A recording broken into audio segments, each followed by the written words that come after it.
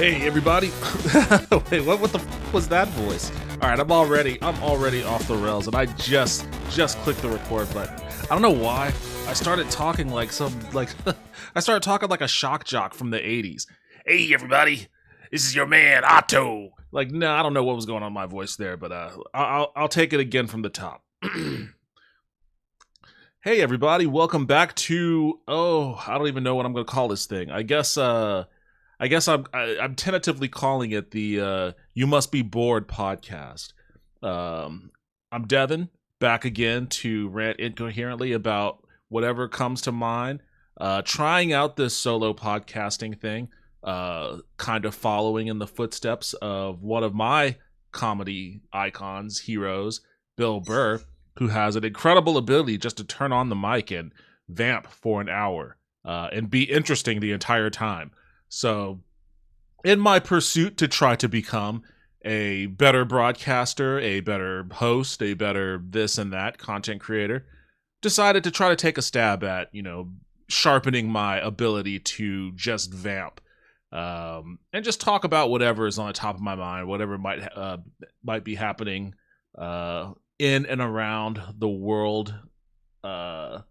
In my direct vicinity, at least. A lot's going on with Texas right now. And I don't want to explicitly turn this into like a political podcast, even though I know that Genetic Memory Farms would like for me to turn this into an overtly political podcast. But, stuff's going on around me, and if I feel so compelled to talk about it, I'll talk about it. And right now, the thing that's on the top of a lot of discourse about the state of Texas, obviously, are the Texas state Democrats fleeing the state, as they are wont to do, in order to break quorum so that the Republicans can't redistrict and steal a couple of House seats for themselves for the upcoming midterms. Now, the reason why this is such a big ordeal, Republicans do this whenever redistricting comes up anyways. The last time I remember Democrats fleeing the state as well. And they butcher the districts whenever they do redraw them. Like, this ultimately is going to be a fruitless endeavor on this state Democrats' parts. But that's fine, because I like them putting up a fight. I like them making aggressive maneuvers. And I'm actually very encouraged by what I've been hearing from Democratic governors across the country. Gavin Newsom. I never thought I'd say anything positive about Gavin Newsom, but Gavin Newsom and Kathy Hochul. Never thought I'd say anything positive about Kathy Hochul, but Gavin Newsom, Kathy Hochul, J.B. Pritzker. Always gonna have something positive to say about my big boy J.B. Pritzker. But they've been doing a great job of, just saying what I've been saying for over a decade, which is fuck decorum, fuck civility, fuck rules and norms, and even to some extent the law. Do whatever you need to do to put these motherfuckers down. All right, that's where I've been at this entire time, and I know that. Democrats fled the state. Greg Abbott actually issued arrest warrants for the Democrats, which is kind of, it's a little dumb, because it's not like Texas state troopers can operate outside of the state of Texas. It's not like they're going to jump up I-35 and drive all the way to Chicago, where the Democrats are at right now. But symbolically, it is hyper authoritarian and very anti-democratic. I guess anti-democratic in that it is an effort to use your law enforcement mechanism to force even further anti-democratic processes. The reason why this redistricting thing is such a hot issue right now is because it's done out of season. Usually, redistricting happens every 10 years, and this isn't the 10-year mark. It's like right in the middle of that. But they're doing it. They're trying to do this because Donald Trump told them to.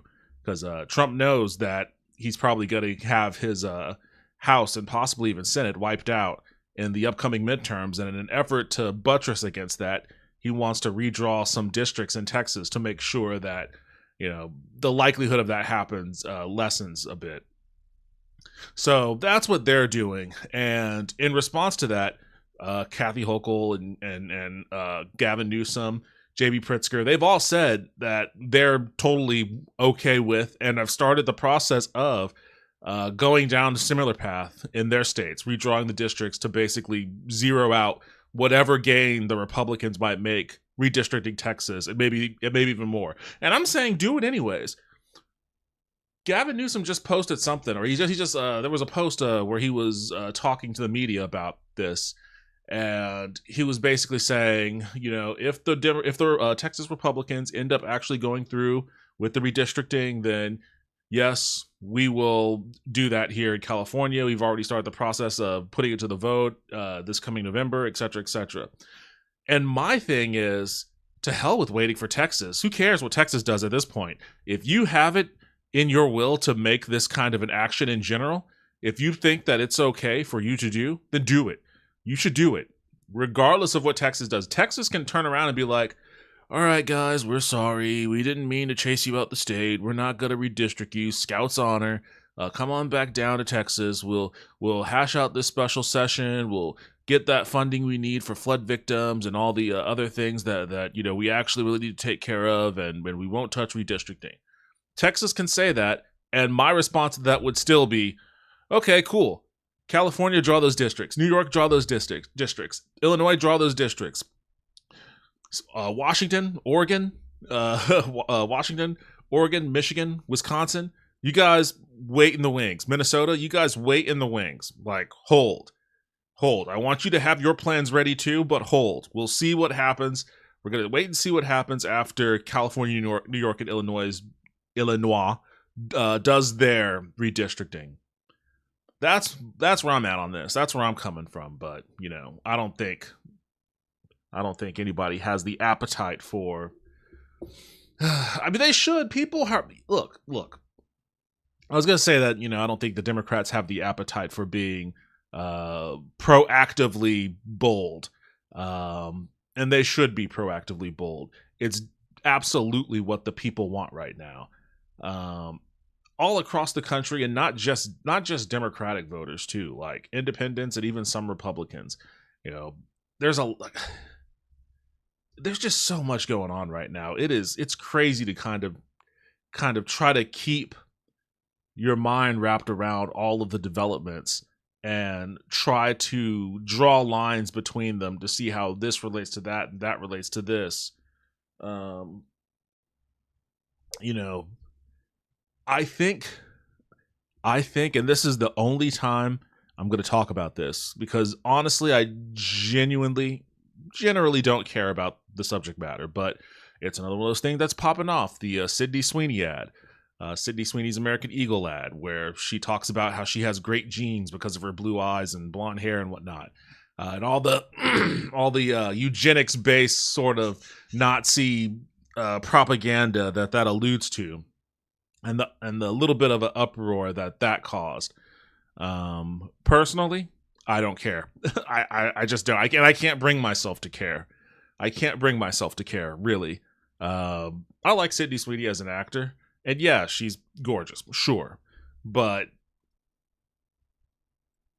her coming out and doing like a Nazi ad, and it came out that she's a registered Republican. Like, what is my response to that supposed to be? Am I supposed to just like fall to my knees in the middle of like an HEB and just be like, no, Sydney, not you? Like, no, I okay, so she's cracked in the brain like at least 40% of the rest of the country. Cool. That's just life as we know it right now. And it shouldn't be super shocking. Well, I mean, I guess maybe it should be super shocking, but it isn't shocking. It's not shocking that it's not shocking. So that's about the long and short of my my take on that that controversy. But the reason why I bring it up is because a lot of people have been asking, like, what do they like? What is American Eagle? And Dunkin' Donuts? Dunkin' Donuts is also a little bit of some. I don't want to say hot water. They're in tepid water. Room temperature water, maybe room temperature, kind of skewing a little towards mildly warm water, because they released an ad that was of similar vein, I guess. I don't know. I didn't watch that one. That's just what I hear. But people are like, what do they get out of this? Why are they making these ads? Why are these companies making these ads?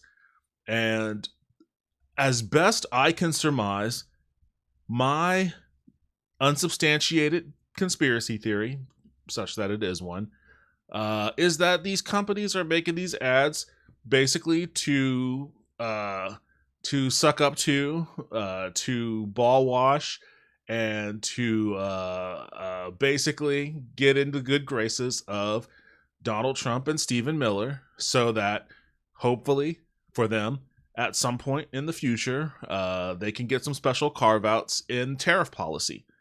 You know, like, where do you think American Eagle makes their jeans? Do they? I would be surprised if they make their.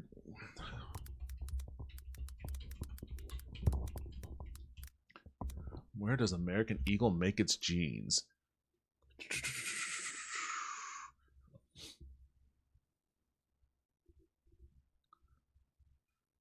China, Vietnam, Bangladesh, Mexico, and Honduras. Yeah, of course. It was all that was always going to be the answer, but I just wanted to confirm it for certain. Like, you think they don't have a vested interest in ass kissing this neo-Nazi administration? Of course they do. Like, all their clothes are made in like what's supposed to be high tariff countries. I say supposed to be because we have no idea what the state of these fucking tariffs are, what the state of the tariffs will be tomorrow, an hour from now, 5 minutes from now, 2 months from now. We have no idea. But they ostensibly, you know, are on the hook for some pretty high tariff costs for their products. So, yeah, I think that's what. And Dunkin' Donuts, you know, they serve coffee, right? Dunkin' Donuts is pretty well known in the Northeast for its coffee. And guess where coffee comes from? A hint, not America. And there's no way that coffee beans will ever come from America. So, you know, they're gonna want some special deals for those tariffs on that too. So that's kind of where I think that's coming from. And I bring that up because, like I said, there's just so much going on right now, so much happening at all times. Like, the tariff situation is happening, and on the back of that was that jobs report adjustment, where it's like, oh, you thought we made 238,000 jobs between April, or between a May and June. No, actually, it turns out we made 17,000. And it's like, holy shit. Like, first of all, how do you get a number so wrong? How are you so off the mark with that? That's what I want to know. And I'm sure there's some answer out there. If I look it up, if I Google it, I can probably find it. But, like, that's crazy off the mark. That is a crazy off the mark projection, you know. And it's not the first time that the Department of the Bureau of Labor Statistics have had to make, you know, big adjustments. I guess it's just, there's just a lot of information that, you know, it takes a couple months or so with respects to hiring and validating those new hires, that sometimes those numbers do have to get adjusted. Just the degree of which it got adjusted this last time is pretty intense, and I don't know what may have caused such a big discrepancy. But of course, Donald Trump didn't like that. He didn't like, you know, even though it is actually kind of in line with the way the economy has been going pretty much since quote unquote Liberation Day. He didn't like that, and, you know, he accused the head of the Bureau of Labor Statistics of playing politics, and et cetera, fired the person. So now we all know that, you know, whatever the next set of jobs numbers come out, you know, it's going to be like, hey, look at that. We created 500,000 new jobs in the month of August. That's spectacular growth. America is back, baby. So we're all expecting that nonsense now, you know, on top of, you know, all the Epstein stuff that's going on.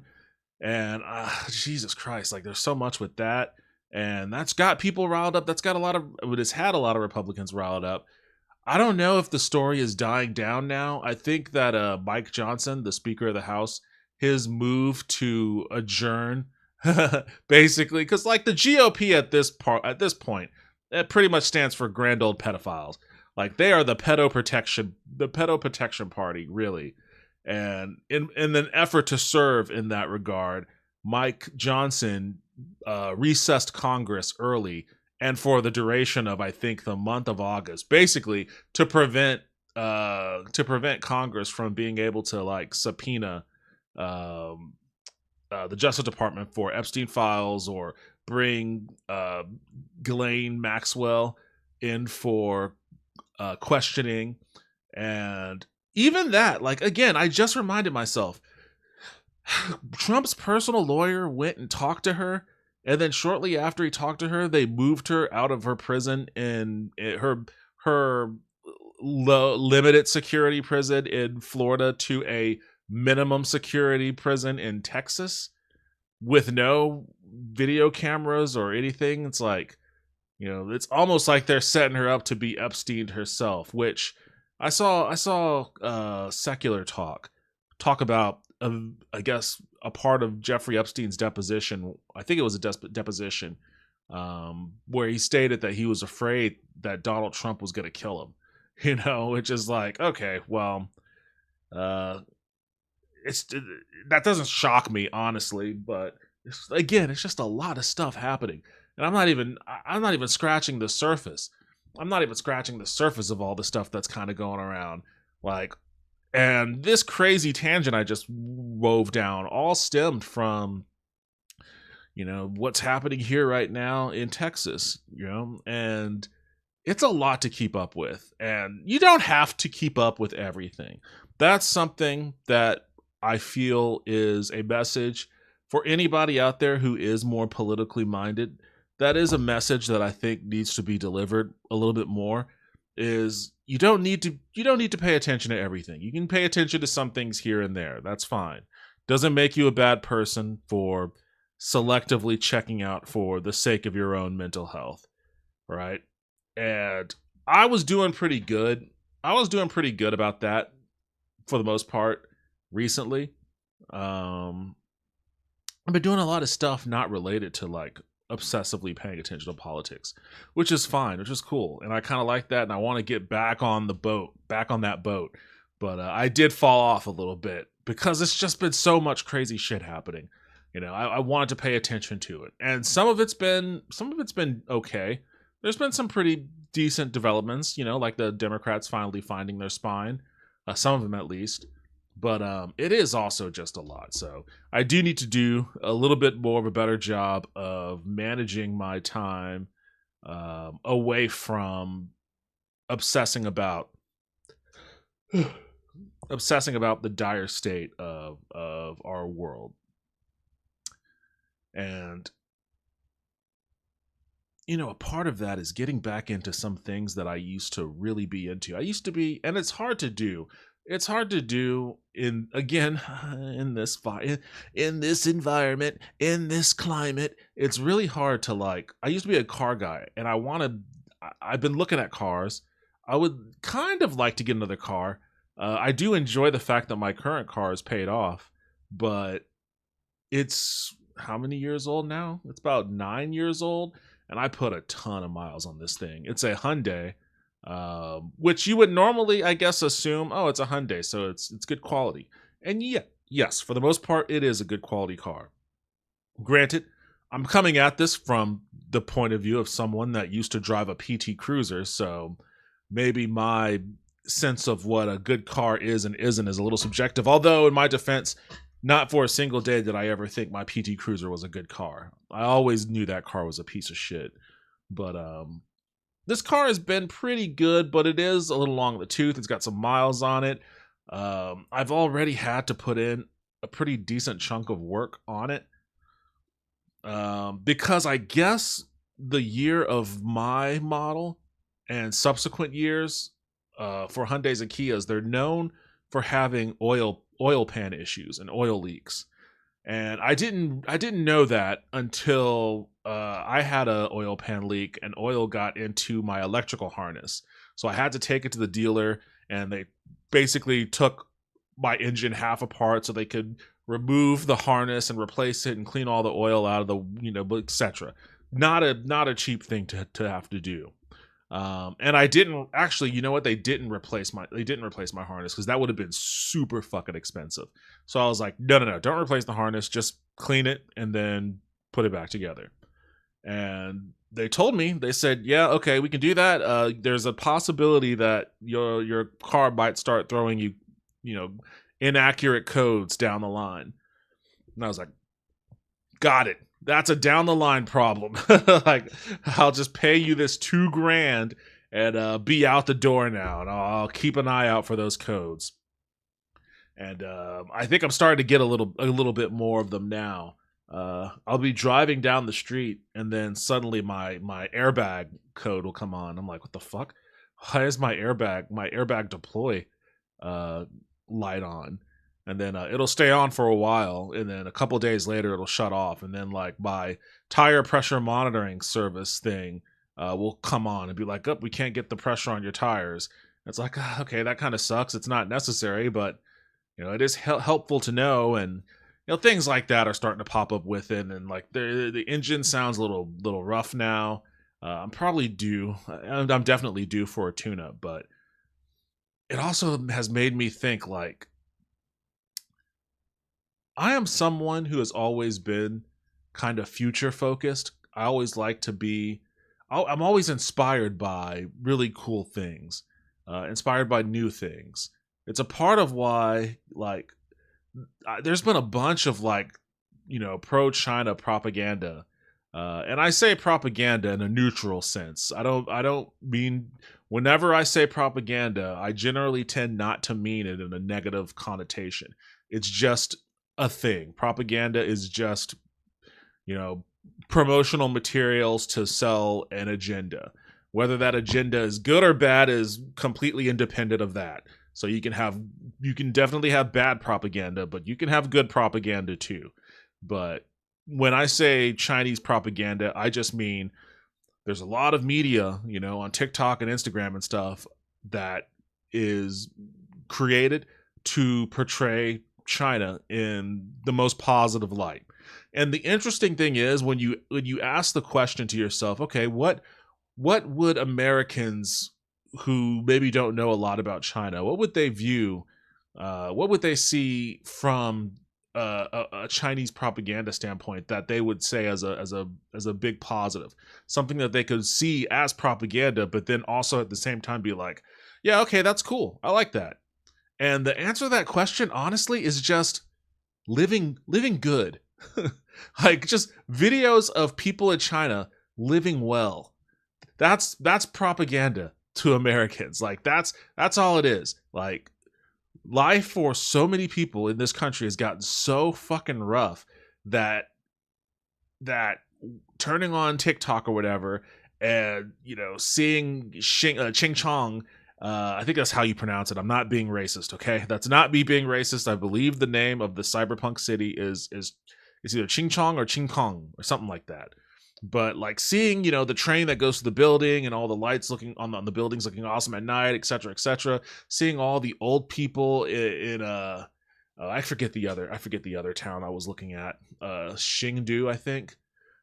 Seeing all the old people in the square, doing Tai Chi, and just people just hanging out in parks and stuff, and just enjoying life in general. And it's very consumerist oriented too, because there are a lot of posts about the EVs, which I, again, as someone who is interested in cars, likes cars, and kind of wants a cool new car, I'm definitely on the EV TikTok algorithm, the Chinese EV algo.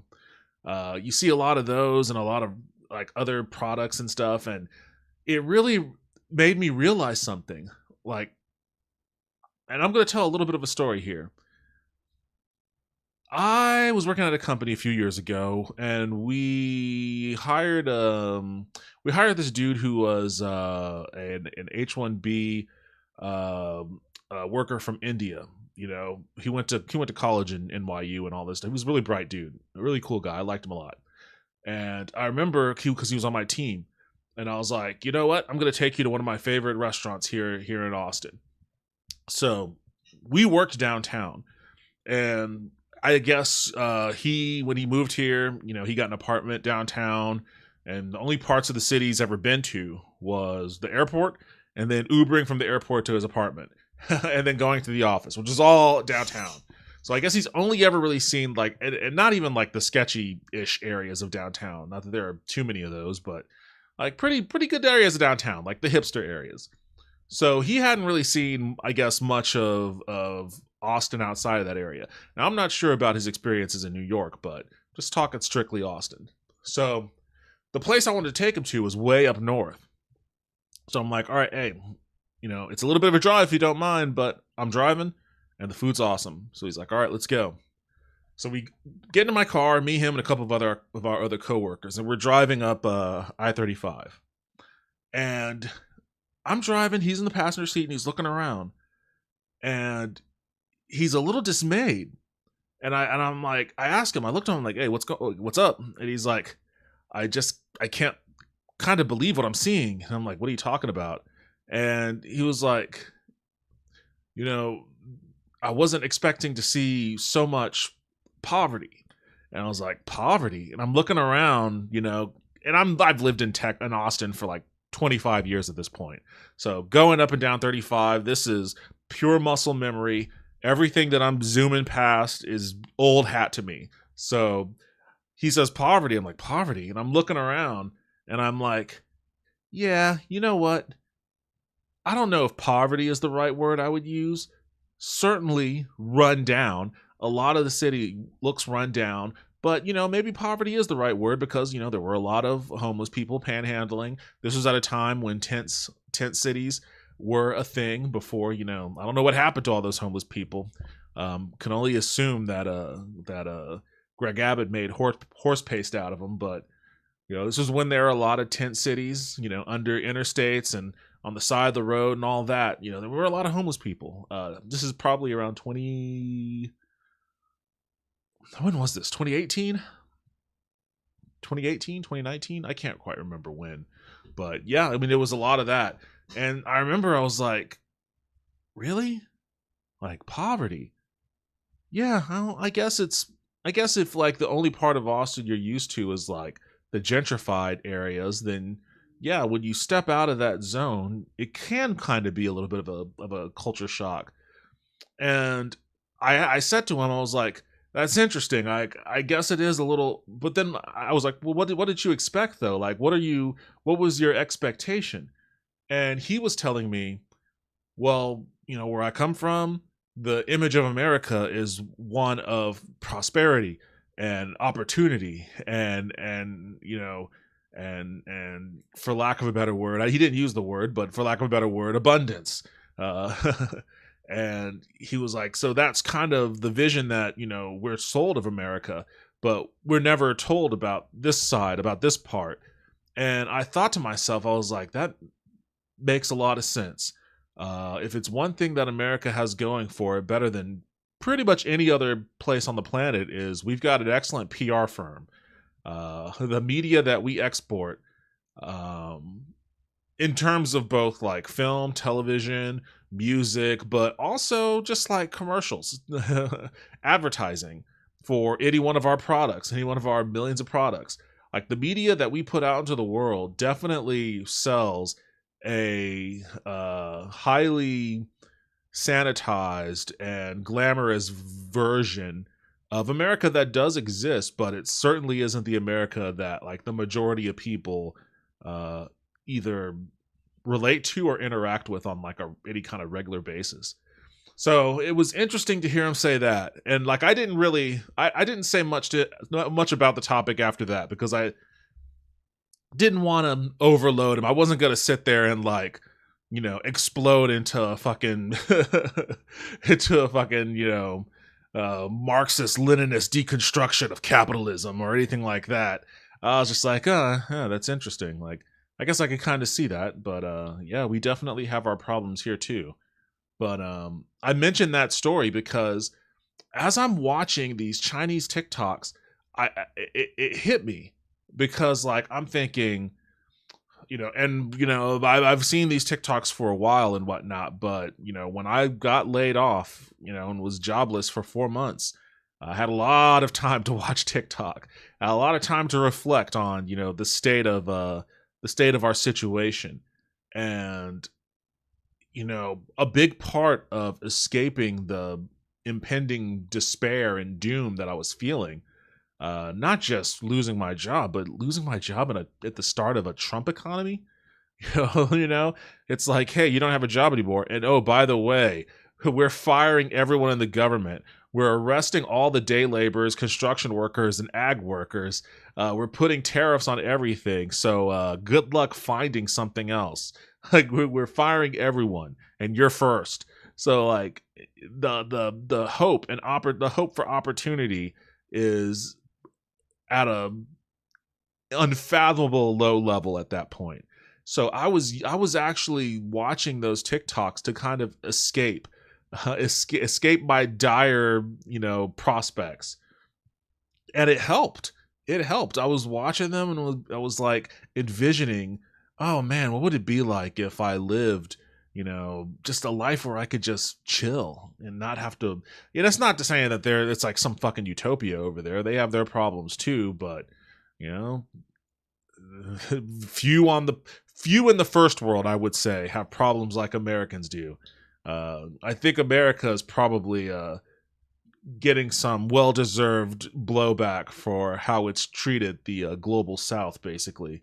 But as I'm like kind of living vicariously through these Chinese TikTok propaganda videos, like I'm like, I want to drive a BYD or a Xiaomi.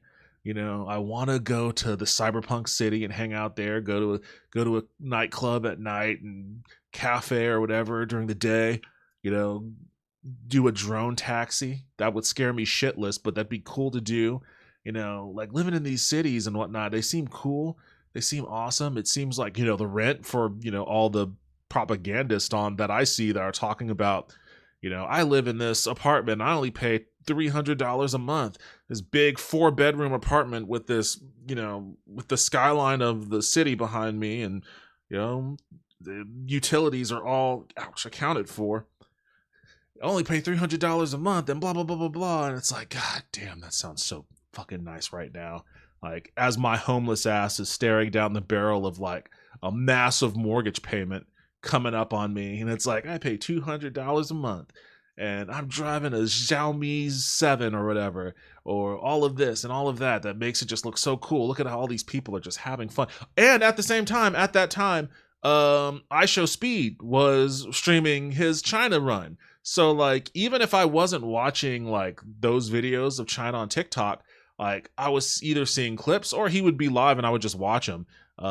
Just having fun in China, just being on the street, random encounters, some not so random encounters, just really cool stuff that just made me like envious. And then that's when I realized, like during the height of my escapism into all of this, that was when I realized this must be what it's like for someone in Guatemala or Honduras or El Salvador or wherever else they might be.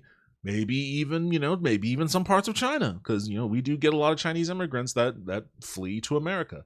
Like this must be what it's like when they have our media imported, the propaganda campaign that we willingly and unwillingly put out into the world via our movies, TV, music, products. This must be what it's like for them when they're like, America, like my coworker said, America is a world of prosperity. Like this is where opportunity and abundance lives. Like I want to go. And then, they make the arduous journey, whether they're marching on foot from Ecuador to, the Texas border, or they're swimming on a floating door across the Caribbean to from Cuba to Florida. Or however they may have to get here. They make that determination, they make that journey because, in most respects, I mean, I guess maybe there are some respects where somebody lives a nice life, but they just want to live in America. And that's fine. That happens too. But in a lot of respects, the situation that they live in is bleak, if not in some cases flat out deadly. And dangerous for them to be in, which is why someone would be willing to risk their family traveling on foot all the way up to the deserts of Texas. Because the alternative is killed by the cartel or enslaved and sex trafficked by the cartel. So like it made me understand that, like, wow, I'm having that thought right now. Like I am that person that, and it's kind of it's fucked up kind of for me to say that, knowing the tremendous levels of privilege that I have over here. Like I am not, I don't have to flee from any cartel, not right now at least. I don't have anywhere near the level of economic, I guess. Maybe I do. I was going to say economic instability, but I think we all in America have tremendous levels of economic instability that we just kind of buttress with credit card debt, with either credit card debt or just flat out debt, not paying shit. Just being like, oh, well, I guess I'm not paying that anymore. Missed my payment this month. Well, I guess I'm not paying that ever again. There's a lot of that. I guess we still have that level of crazy instability, which is why guys like Zoran Mandami pop off when they campaign very vigorously and rightfully on making things more affordable. But I'm not going to sit here and act like I'm in the same situation as somebody who, lives in real dire circumstances in the global south. I am still in the heart of the empire, crumbling as it may be around me. I'm still in the heart of the empire, so I have a lot of creature comforts around, including this microphone I'm talking into. But I did have that feeling of, man, this must be what it's like to like look at a country that just seems to be doing everything that you wish your country could be doing, and like trying to envision what a better life for yourself would look like in that environment. Like that's how it works. That's why people come here, And I've never been anti-immigration. I've always been very pro-immigration. I want people to come here, and I want them to help make the country better. I'm glad that people think that way about America, that it's this land of abundance and opportunity. But it's certainly it has the potential to be that, but it certainly isn't right now. It is a land of extreme dire exploitation, and the if you aren't one of the exploiters, then chances are the level of exploitation that you endure is unsustainable. I'll say that. Unsustainable to you, your family, and ultimately to your community. Like it's not a good thing when 200,000 Walmart employees, all have to get, well, maybe not all, but a lot of them have to get food stamps to supplement their wages when the company is posting record profit after record profit. Like that's the kind of thing that fosters tremendous levels of societal instability, especially when you do that at the same time that you have like this fascist administration that's desperately trying to eliminate any sort of semblance of social welfare for whatever reason. I don't know. Like part of me thinks maybe these guys are socialist or communist themselves. Like maybe Donald Trump is a secret communist, because like if ever there was a thing that you could do to ensure like a communist revolution, it would be look at the radical inequitable situation that America lives in right now, with the incredible levels of income disparity, the incredible levels of inflation and cost. Look at that and the struggles that people have, like the incredible levels of student loan debt, of the incredible levels of medical debt and credit card debt, and all of that. To look at that and be like, let's do everything we can to make this worse. Let's take away any kind of social safety net that people might have. We're going to cut food stamps. We're going to cut Medicare, Medicaid. We're going to cut anything and everything possible. We're going to cut subsidies for farmers, so farmers start to struggle. We're going to, fire and deport a lot of ag labor, so the cost of groceries has to inevitably go up. That is the thing you would do. That's the thing that you would do if you wanted to like do a speed run of getting to communism, because everybody that suffers from that is gonna go, all right, fuck that, we're not doing this anymore. We need food, we need healthcare, we need this, we need that. We're gonna take it whether you want us to or not. Which is why a lot of people responded, and like, I have my own thoughts about Zoran Mamdani. They're not bad thoughts at all, but a lot of people respond to his city-run grocery store very positively for that very reason. And the thing is, like the thoughts I have on Zoran, people freak out about the guy like he's the second coming of Che. And honestly, the dude is just like what a Democrat used to be circa 1960. And all of his big policy proposals are things that have already been done, like free buses, free citywide buses. Kansas City implemented that in 2019. That's it, Kansas City, Missouri, in a red state. Like, they've already got that. A city-owned grocery store. St. Paul, I think it's St. Paul, Kansas, a red state. They have a city-owned grocery store. And there have been others, in other parts of the country as well. He cut an ad recently where, let me see if I can I learned my lesson from last time. The last time I recorded this, which I still haven't updated as of right now, or uploaded as of right now, but maybe I'll upload that before I upload this and get this ball rolling. Because I still I didn't know if I was going to commit to making this like a weekly podcast thing, but maybe I will and just upload that and then upload this one. But I can't even remember my train of thought completely left me, because I'm also searching for this recent, I think it's this one. Here, let me play this. This is 14th Street, in a city with the slowest buses in the country. It's an oasis of quick commutes. That's because in 2019, New York City made this into a busway. Most of the day, only buses, trucks, and emergency vehicles can travel along 14th Street. Cars making local trips can get to the curb and garages, but they have to turn off at the next available right. The results have been transformative. Bus speeds increased by up to 47%, ridership jumped by 30%, and crashes and injuries have plummeted. But here on 34th Street, buses crawl at an abysmal 3 miles an hour. That's slower than a tourist walks through Midtown. We love you. Please keep coming to visit New York City. 28,000 daily riders on crosstown buses are trapped by congestion, confusion, and chaos. So the Department of Transportation had a great idea. Let's bring the success of the 14th Street busway here. It's not a new proposal. This is the important part. This is the reason why I started playing this. This is the important part. This is a policy proposal that he's offering, but he is about to admit it himself. This is not a new proposal. Mayor Bloomberg, a great idea. Let's bring the success of the 14th Street busway here. It's not a new proposal. Mayor Bloomberg first suggested it in 2008. Mayor Bloomberg, Republican mayor. Let's hear that again. Busway here. It's not a new proposal. Mayor Bloomberg first suggested it in Mayor Bloomberg, the Republican mayor proposed this in 2008.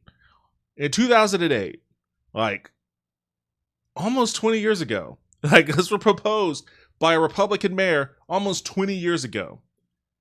And people are acting like this motherfucker is the next coming of Che. Like, no, dude, no. Like, New Deal Democrats just used to, and fucking Mayor Bloomberg wasn't even a New Deal Democrat. He was just straight up a Republican. But New Deal Democrats used to do shit like this. They used to propose things like this and bigger projects than this.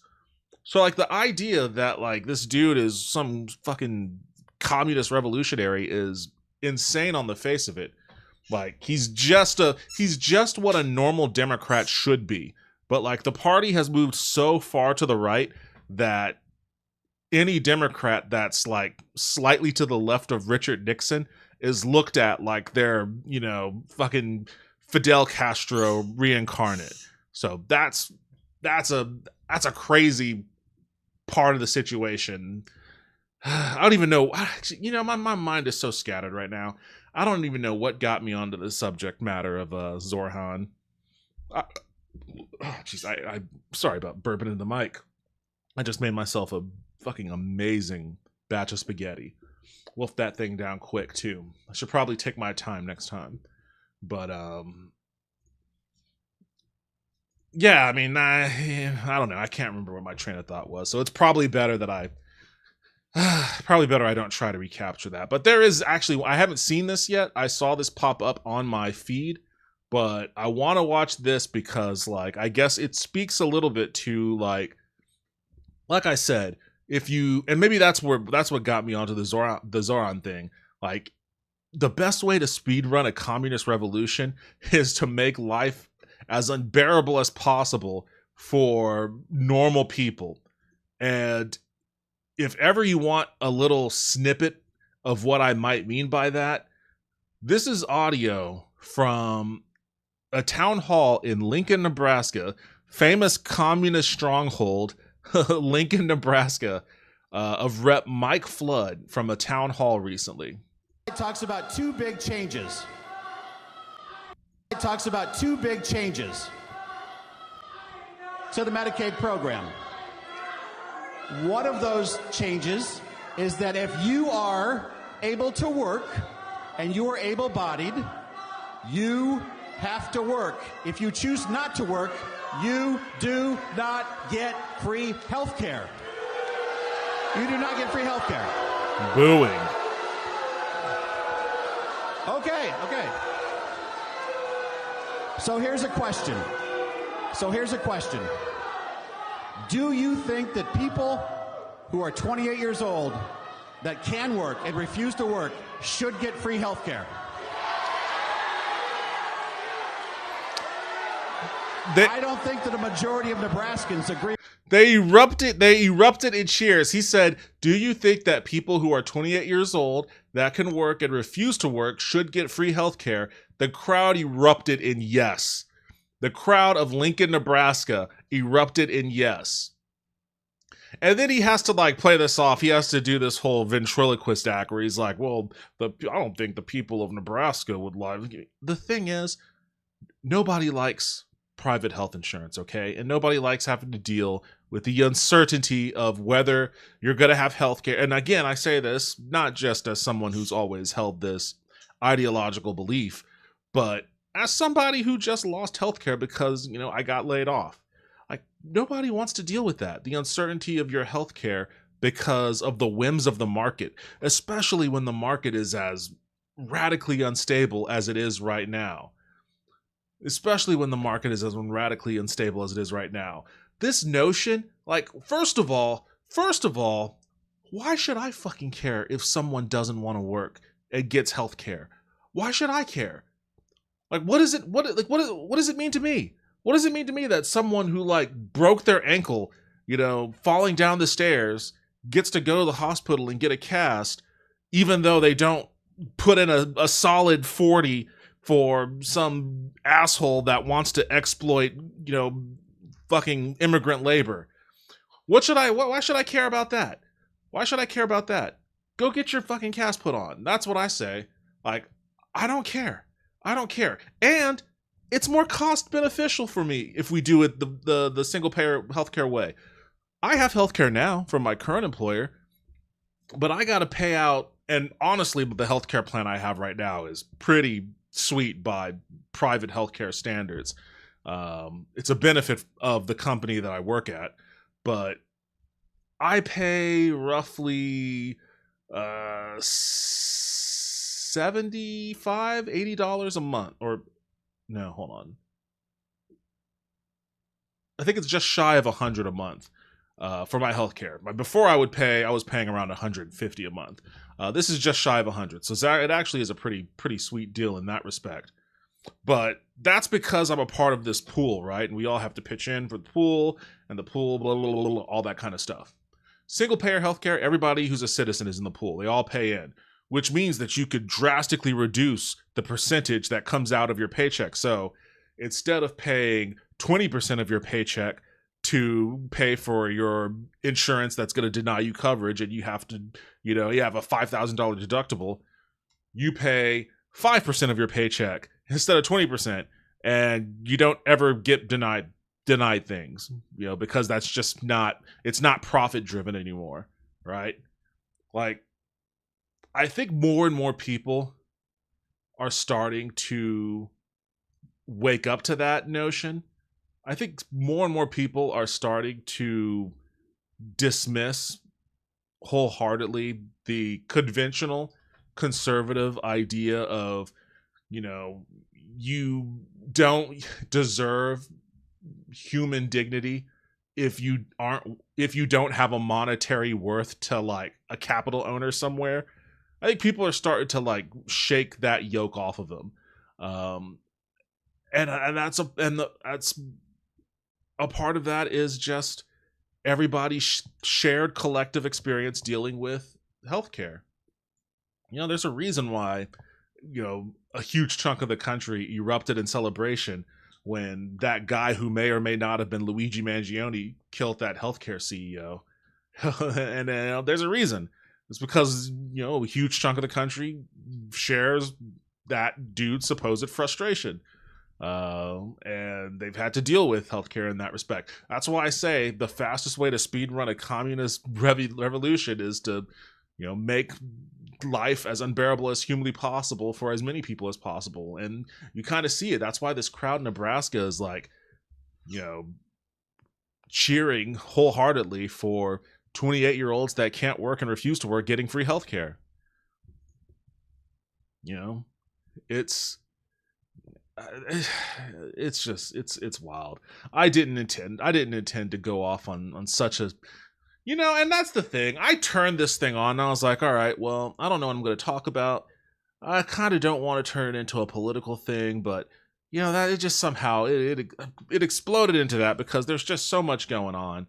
There's a lot going on and there's a lot to speak to, and I guess maybe I had some stuff to get off my chest about it too.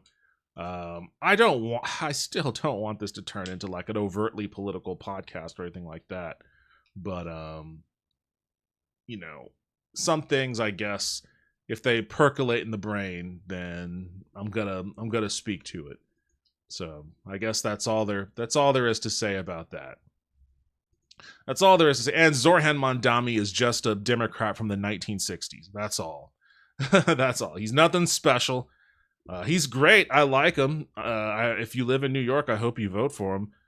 But he's just a New Deal Democrat, and he just seems like he might be something radical because, the Democratic norm of the past 40 years has been overtly right wing. Wish it weren't the case, but it was. Oh man. Well, how are you guys doing out there? I asked 52 minutes into this. It doesn't even seem like I've been ranting. To me, it doesn't seem like I've been ranting for nearly an hour, but I guess I have. That's kind of crazy. I don't ever really consider myself to be much of a yapper, but I guess I can yap if I start to ramble on something that I guess I feel a little passionate about. Which is funny. I opened up a couple of news tabs because I was thinking like, what am I gonna talk about? Maybe I should look and see and blah blah blah. And I haven't even touched any of them other than the Mike Flood town hall. I have this one from Bill Burr. Bill Burr ranting about billionaires. That was a pretty good one. Got some Texas Tribune stuff about the Texas House issuing arrest warrants for the Democrats, but I already kind of touched on that a little earlier. I don't know how long those guys are going to stay out of Texas. I think the special session. How long is the special? I want to say it's 3 months. Let me verify that.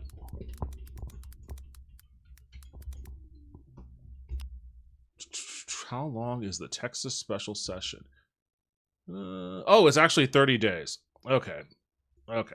I guess that's not the worst in the world, but they're being fined up to $500 a day. So luckily, they have the backing, I guess, of Illinois billionaire governor J.B. Pritzker. So if ever there was somebody who could cover that tab, it would be a billionaire governor, I guess. Hey, you know what? if we're gonna let billionaires exist, then at least there is some billionaire out there that could ostensibly use his wealth for good. Didn't know that was a thing that could happen, but if ever you were gonna use it for good, this would be it.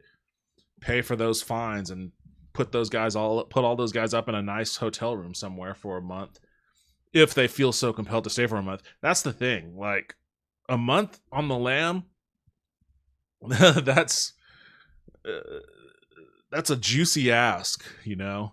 That's a juicy ask. And obviously, Greg Abbott and his psycho cohort, they're going to ratchet up their pressure the longer the Democrats stay out. So who knows what else they'll do to try to force them to come back. The second they come back and they can have a quorum, they're gonna redistrict. They're gonna do the redistrict. 30 days. I thought it was 3 months. 30 days could be manageable. 30 days could be manageable.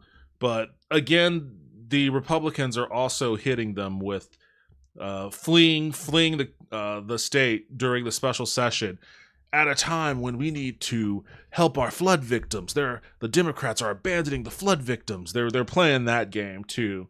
And I don't know what kind of legs that game's gonna have, because there's been so much media attention to the flagrant corruption and illegality of this move they're making, and the fact that they're making it at the behest of Donald Trump, who isn't a terribly popular person, even amongst, like, he's still popular amongst, like, his diehards, but everybody else, no.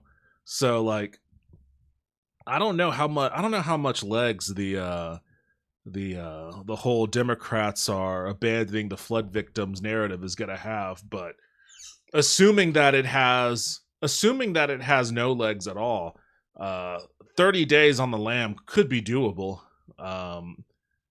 If it does have legs, if there is that kind of pressure, I can certainly see enough Democrats defecting to give the Republicans a quorum. So I don't know. We'll have to see how that develops, but yeah. Oh man, a friend of mine was telling me about, I guess there's a meetup group here in Austin that's devoted. Oh, why do you always ask me to fucking sign in? I don't want to do that. I'll just look on my phone. Oh man, I'm so fucking sick of the internet. The internet in general. Just the internet in general. It's just such an annoying thing. You know, it's such an annoying thing. I'm so sick of creating usernames and passwords, and logging in, and all of my data is always being leaked or hacked and stolen or who knows what. And I gotta change passwords here, change passwords there, username and password. I'm just over it. But yeah, a friend of mine was telling me about a meetup group here in Austin that focuses on indie games. It's called the Indie Game Book Club. I'm considering joining it. It would be interesting. I mean, if you watch my stream, you know that some might say overindulge in indie games. They might say I overindulge in indie games a bit. I would definitely like to hear, you know, some different takes and some different suggestions on that. So I might look into that. I might do that. And I'm still thinking about the Tiny Minotaur stream, if I'm going to do that this week or not. I kind of want to wait. I think I'm going to wait until, I don't know. I kind of want, you know, Halloween is coming up. Halloween season is approaching. As you guys know, it's probably my favorite time of the year, my favorite season, such as it was. It's weird how, like, when you're a kid, it's Christmas, but once you become an adult, and you love Halloween as a kid, sure, don't get me wrong. I was running around neighborhoods with my pillow sack full of candy too, but and it had to be the pillow sack because, like, you know, once you realize that there was a very finite amount of space in that pumpkin bucket, you ditch that thing. You're like, I'm not using the pumpkin bucket. That limits my ability to candy max. I'm trying to candy max here. Give me a big pillowcase. I'm going to get a big pillowcase so I can get as much candy as I could possibly carry. So I used to do that, yeah, as a kid. Halloween's awesome, or it was. I don't know if kids still trick-or-treat like that anymore. When I first moved to this neighborhood, Halloween, I wasn't expecting it because the neighborhood I moved from didn't have a lot of trick-or-treaters, but they popped off here in this first year. and I was unprepared. But last year I was more prepared, and it wasn't as much, and that kind of disappointed me. So I don't know what it's going to be like this year. But, you know, as a kid, yeah, Halloween's great, but Christmas is the big one for obvious reasons. But when you're an adult, Christmas, you know, depending, it doesn't quite hit the same, but Halloween is the big one. And it is the big one for me too. And I always try to do something special for the stream for Halloween. So there was that one year I did the 31 horror movie reviews in 31 days. That was a lot of fun. Always try to get on camera in costume. I don't think I did anything content-wise last year other than just playing a couple of horror games and whatnot. Yeah, I had the horror game stream I did with Lulu. That was fun, but that wasn't like a big event. But I'm thinking of I'm trying to cook up some ideas for like some big Halloween events this year. It might involve a run to New Orleans. A friend of mine was telling me about Halloween in New Orleans, and you know, I have to see how I feel about that. Never been to New Orleans before, but it certainly sounds like it could be cool. But I do want to do some IRL streams too, and I might do the Tiny Minotaur thing around then. I don't know. It's coming up though, so it's officially August, which means it's officially the start of planning for your Halloween season. And I don't know if I want to try to do another 31-day thing. I don't know what else to do. I mean, there are plenty of horror movies. I could do another horror movie thing, but I want to try something else. 31 horror games would be fucking insane. Jesus Christ. Actually, let me Google. What are 31 horror games? Maybe I should do a list.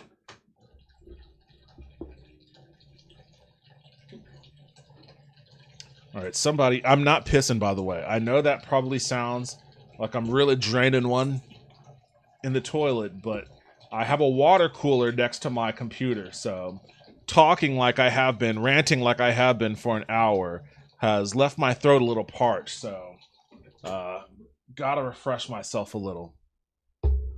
Let's see.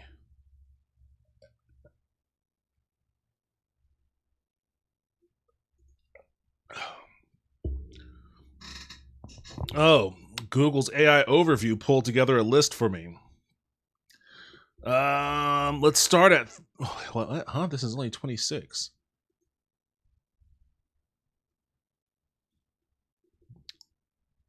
What do you mean? AI, you're lying to me? AI? Lying? No. No, AI would never do that. AI would never do that. Oh, I never clicked on that button before. You know, it's interesting, just by virtue of my work, how much deeper I have to dive into AI. And there is some truly fascinating things you could do with it.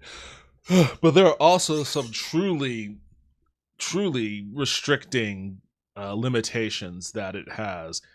It's a reminder that it's still very much in its infancy. All right, 31. What the fuck? Infinitum? Ad infinitum? A psychological horror set during World War I where players fight terrifying creatures in a warped reality. 30. Detention, a Taiwanese political horror game with a strong narrative. Okay, that took a turn. I wasn't expecting a political horror game out of Taiwan. 29. Cry of Fear, a free, clunky, but terrifying indie horror game similar to Resident Evil. 28. The Mortuary Assistant. I tried to play that game, but it freaked me the fuck out. So I don't know if I can handle that one. But maybe that's what makes it a top tier attempt. 27. Darkwood, a top-down survival horror with a limited field of vision and oppressive atmosphere. 26. Layers of Fear, a psychological horror focusing on deranged painter's mind and constantly shifting environment. Yeah, I played part 2 with Lulu. I started to play part 2 with Lulu. Have a clip on that on my TikTok of me screaming like a psycho. 25, Little Nightmares, a suspense adventure game with charming horror visuals and unsettling creatures. Number 24, Fatal Frame 3, The Tormented, a game utilizing the camera obscura for defense against ghosts, known for its jump scares and emotional depth. Never played 3, played 1 and 2, and those games were enough to scare the shit out of me. Number 23, Left 4 Dead 2, a cooperative zombie slaughterhouse with smart AI director. The smart AI director, I don't even know what that means. Number 22, Resident Evil 4, a groundbreaking action horror title that redefined the genre. Yes, I like that game. My parents like that game. My parents, I forget what system I played it on. Maybe it was on the Wii. But I remember I was working at GameStop and I checked that game out. And it must have been during Christmas because like the whole family was over at my parents' house. And I started playing it for them. And they had fun watching me play that game. And they would ask me about it. Like months later, they'd be like, hey, what was that game you were playing over Christmas holiday? Like, when are you going to play that again? I liked watching you play that. And I was like, oh, okay, weird. Never played it for them again, but I should dig it up and see if they still want to watch me play that. Forbidden Siren 2, a PS2 classic, it's number 19, with unique sight jacking mechanics and J-horror influences. No, wait, hold on, I missed one. I missed 21, which is Five Nights at Freddy's, a point-and-click horror game with terrifying animatronic jump scares. 20, Resident Evil, the original game that set the mold for survival horror games. Number 19, Forbidden Siren 2, a PS2 classic with unique sight-jacking mechanics and J-horror influences. Number 18, Clock Tower. Oh, yeah, chasing you with a giant pair of scissors. A pioneering 16-bit horror known for its stalker, psychopath gameplay. Number 17, Alan Wake 2, which I think I bought that. I think I bought it on Epic the other day. A cinematic and ambitious psychological horror exploring surreal themes and police procedural work. Number 16, Until Dawn, a cinematic slasher horror homage where players' choices determine survival. There's a movie. I think I saw it on, I think it was on Netflix. It might be on Netflix or maybe it was on Prime. But I saw that there's an Until Dawn movie that just released. I had no idea they were making one. I wonder if it's any good. Let me see. Until Dawn movie. And the drum roll.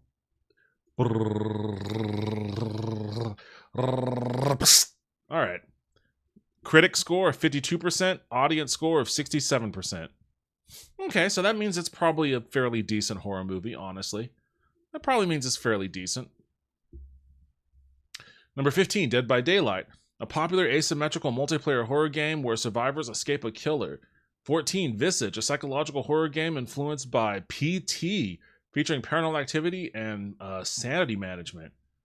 PT, oh man, I forgot all about that.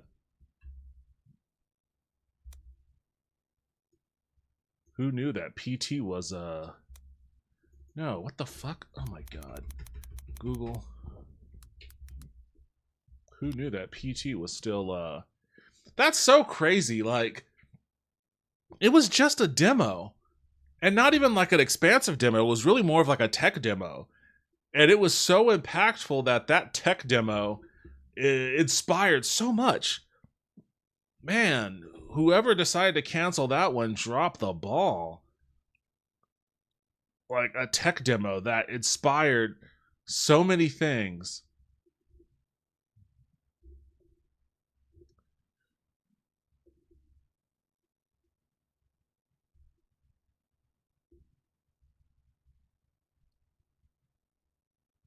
Wait, hold on. I'm sorry. I'm sorry for the extended silence. I pulled up the PT Wiki and I'm reading it here. As of 2014, Sony announced during its pre-Tokyo Game Show press conference that PT had been downloaded over 1 million times. But it wasn't ever the full game though, right? Yeah, it was an interactive teaser for the video game Silent Hills, a canceled installment in the Silent Hill series. Yeah, so it was just like, I don't know why they have reception here. The game received critical acclaim. It was never released. What do you mean the game received, however, the puzzle... What? Am I missing something? Am I missing something? Was this ever released? I didn't think it was like any kind of full release. I thought it was just a fucking tech demo, basically, or a proof of concept.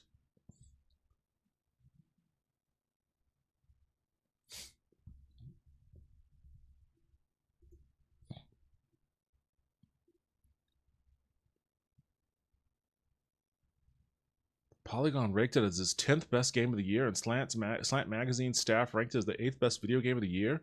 PT has been cited as one of the greatest horror games of all time. It wasn't a game. I am so confused. Did they release it? Was PT actually... Is this like a weird Berenstein Bear moment where PT was actually a fully realized game, and I just am operating under the false assumption that it was canceled and never released?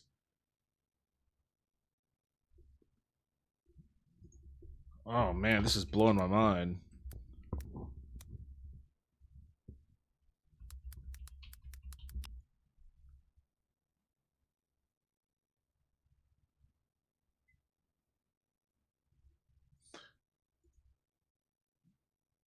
Yeah, it wasn't ever really fully officially released. Okay, this is blowing my mind. I gotta get back to the list. Number 13, Inside, a side-scrolling platform with oppressive, unsettling atmosphere. 12, Manhunt, a controversial title focused on graphic depictions of murder and survival in a snuff film. I remember that one. Very controversial when it came out. 11, Condemned Criminal Origins, a blended survival horror and detective work set in a grim metropolis. I played that one. It was pretty neat. 10, The Evil Within. Shinji Mikami's return to survival horror with a challenging gameplay and grotesque enemy design. 9, Phasmophobia, multiplayer ghost hunting game finding terror and online coordination. 8, Soma, and quote elevated horror title exploring identity and consciousness in an underwater facility. Oh geez. 7 is PT, a playable teaser that became a legend known for its psychological horror and looping hallway. Number 6, Alien Isolation, a masterclass in stealth horror demanding players outwit a relentless xenomorph. 5, Dead Space, a sci-fi horror triumph with intense scares and gruesome creature designs. 4, Outlast, a relentless survival horror experience emphasizing stealth and escape. 3, Amnesia, The Dark Descent, a pioneering combat-free horror game where darkness itself is an enemy. I remember, I think, and you can look this up, Conan O'Brien's Clueless Gamer segment, I think he did 3 of these games, or 2 of these and another one for his horror game segment. He did Outlast, he did Amnesia, and he did like the Slender Man. And he didn't really have kind things to say about any of them. It was pretty funny. It's actually a funny video. You should look it up. Number 2, Resident Evil 2, 2019, a benchmark for the genre, featuring intense scares and iconic enemies. I actually own that on the PS4, and I've never played it. And number 1 is Silent Hill 2, a psychological horror masterpiece exploiting guilt and trauma. And that's a classic that I'd never played, but they just re-released it on Steam on the PC. Probably the consoles as well. And I think it's on my wish list. Maybe I should just pick from a few of those. Obviously, I can't do 31 games. I can't do 31 games in 31 days, but maybe I can just pick from a few of those and give them a play. Yeah, Silent Hill 2 is on my wish list. It's still $70, but that's not going to come down anytime soon. So anyways, yeah, I'm plotting something, trying to plot something for the coming Halloween season. We'll see what happens. We'll see what develops, but I think that I'm going to call it. I've been ranting and rambling for so long. This has been an hour and 14 minutes.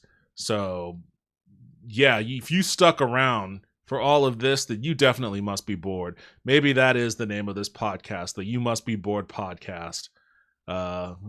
This is Devin signing off. Take it easy, everybody.